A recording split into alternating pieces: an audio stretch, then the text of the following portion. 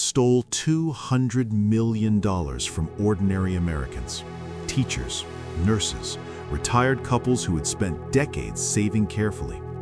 He served less than 2 years in prison. Then he wrote a book about it.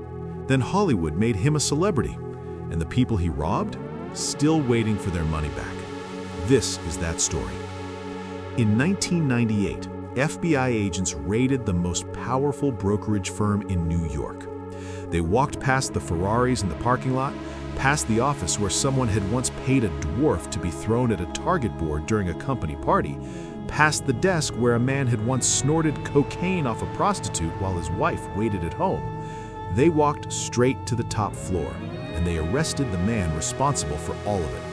His name is Jordan Belfort, and Hollywood made him look like a hero.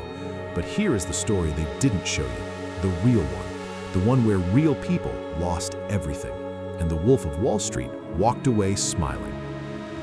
Jordan Belfort grew up in Bayside, Queens, the same borough that produced Bernie Madoff. Coincidence? Maybe. But like Madoff, Belfort didn't start as a villain. He started as a kid with a desperate hunger to be rich. At 24 years old, Belfort landed his first job on Wall Street at a prestigious firm called L.F. Rothschild. He was good, really good. He had a gift that very few people are born with, the ability to make anyone believe anything he said. On the phone, in person, in a room full of skeptics, Jordan Belfort could sell ice to an Eskimo and make them feel grateful for the opportunity. But just months into his career, Black Monday happened. October 19, 1987, the single biggest stock market crash in American history. The Dow Jones dropped 22% in a single day. L.F. Rothschild collapsed. Belfort was out of a job. Most people would have taken that as a sign. Jordan Belfort took it as an education. He spent the next year watching, learning, studying exactly how money moved on Wall Street.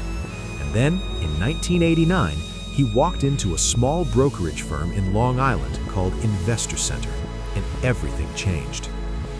Investor Center was not Wall Street. It was a boiler room, a room full of salesmen on phones, cold calling ordinary Americans and selling them penny stocks, tiny, obscure shares in companies so small they weren't even listed on the major exchanges. The margins on penny stocks were enormous. A broker could buy a stock for a few cents and sell it to a client for dollars.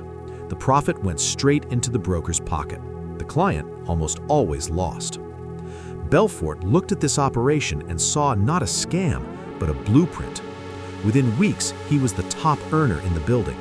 His pitch was unlike anything anyone had heard before. He didn't sound like a salesman. He sounded like a friend, like someone who genuinely cared whether you made money or not.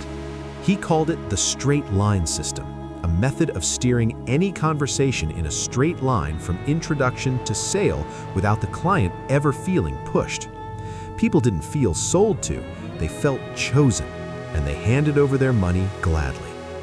In 1989, Belfort earned $70,000 in a single month. He was 27 years old, and he had just discovered the most dangerous thing a man like him could ever find, a system that worked. In 1989, Jordan Belfort co-founded his own firm, Stratton Oakmont. The name was deliberately chosen to sound old, prestigious, trustworthy, like a firm that had been managing generational wealth since the 1800s. It had been in existence for 5 minutes, but the name worked. Belfort hired young, hungry, uneducated kids straight off the street. Kids with no financial background, no qualifications, no experience. He didn't need experience, he needed hunger. He trained them personally, drilled them on the straight line system for weeks until they could deliver the pitch in their sleep. And then he pointed them at the phones. The targets were always the same: ordinary Americans, middle-class families, retirees, people who had saved carefully for years and wanted their money to grow. Stratton Oakmont brokers would call these people and pitch them on stocks that sounded incredible: high growth, massive potential, guaranteed returns. What the clients didn't know was that Belfort and his partners already owned enormous amounts of those same stocks.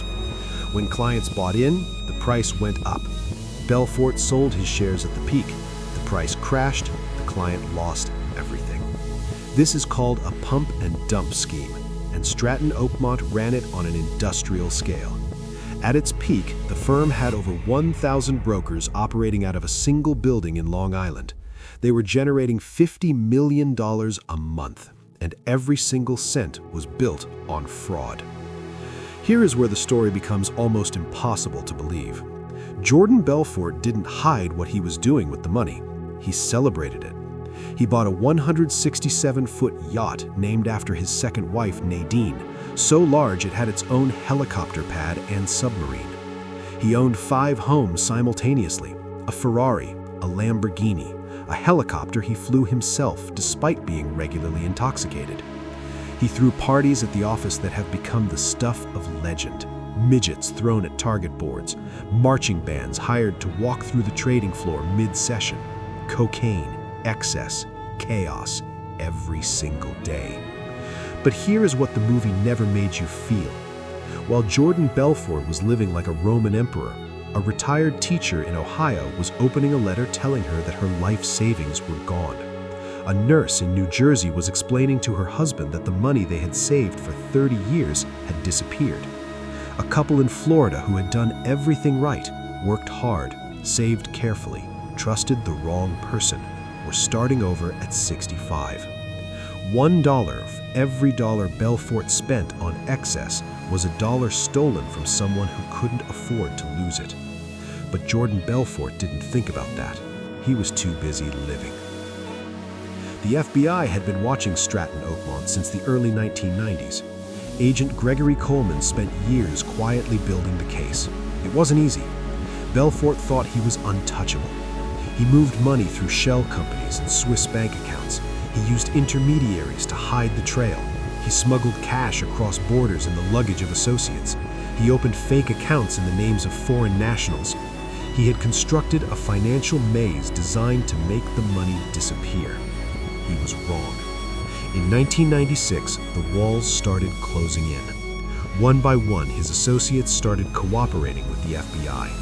The men he had made millionaires, men who owed him everything, started talking to save themselves. By 1998, it was over. Stratton Oakmont was shut down. Belfort was arrested and charged with securities fraud and money laundering. He had a choice: fight it in court and risk everything, or cooperate.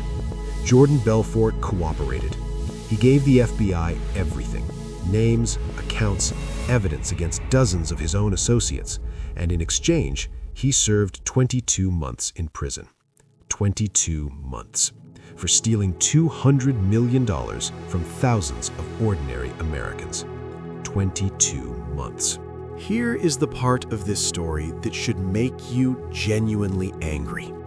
Jordan Belfort was ordered to pay back $110 million to his victims. As of the time of making this video, he has paid back less than $14 million, less than 13%. Think about what that means for a real person.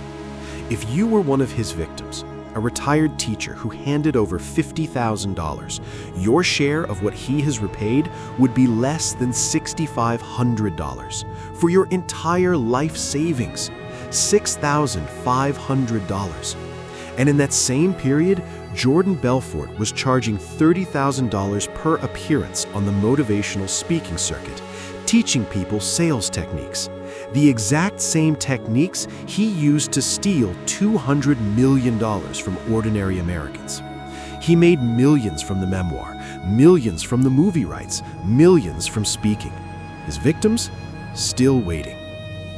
So let me ask you something. How does a man steal $200 million from thousands of ordinary people, serve less than 2 years in prison, and then become a celebrity? The answer is uncomfortable. Because we rewarded him. We watched the movie, we bought the book, we paid to hear him speak. We turned a criminal into an entertainer. And in doing so, we sent a message loud and clear that if you steal small, you go to prison. But if you steal big enough, you get a movie deal. Jordan Belfort understood something about the world that most people never want to admit. Fame erases guilt, and in America, money buys both. The question is, what are we going to do about it? If this story made you angry, good, because anger means you're paying attention. That's exactly what ClearPath Finance is here for. Every week, we pull back the curtain on the biggest financial crimes, scams, and money stories in history. Not just to entertain you, but to make sure you never become the next victim. Hit subscribe, it's free. And next week, a woman walked into Silicon Valley with one idea. No product, no technology, no proof of anything, and convinced the smartest investors in the world to give her $9 billion. This is the story of Elizabeth Holmes, and it is even crazier than you think.